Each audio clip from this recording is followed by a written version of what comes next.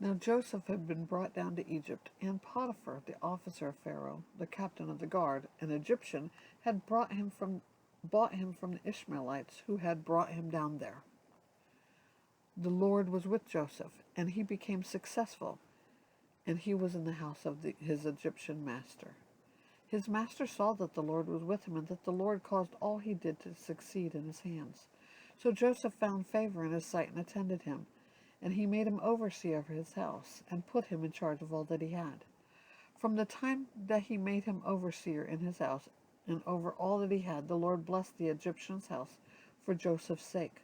The blessing of the Lord was on all that he had in house and field.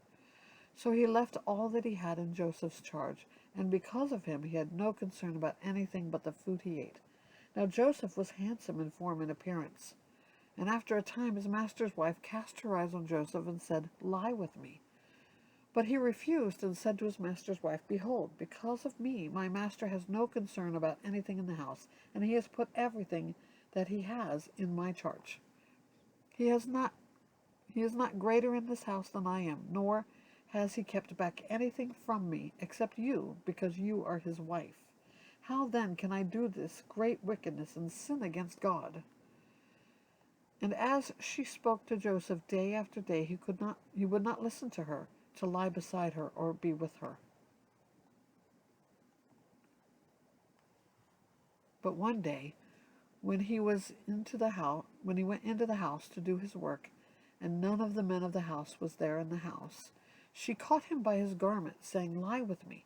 But he left his garment in her hand and fled and got out of the house. As soon as she saw that he had left his garment in her hand and had fled out of the house, she called to the men of her household and said to them, "See, he has brought among us a Hebrew to laugh at us. He came in to me to lie with me, and I cried out with a loud voice. And as soon as he heard that I lifted up my voice and cried out, he left his garment beside me and fled and got out of the house." Then she laid up his garment by her until his master came home. And she told him the same story, saying, "The Hebrew servant whom you have brought among us came in to me to laugh at me. But as soon as I lifted up my voice and cried, he left his garment beside me and fled out of the house." As soon as his master heard the words that his wife spoke to him, "This is the way your servant treated me," his anger was kindled. And Joseph's master took him and put him into the prison, the place where the king's prisoners were confined, and he was there in prison. But the Lord was with Joseph and showed him steadfast love and gave him favor in the sight of the keeper of the prison. And the keeper of the prison put Joseph in charge of all the prisoners who were in the prison. Whatever was done there, he was the one who did it. And the keeper of the prison paid no attention to anything that was in Joseph's charge, because the Lord was with him, and whatever he did, the Lord made it succeed.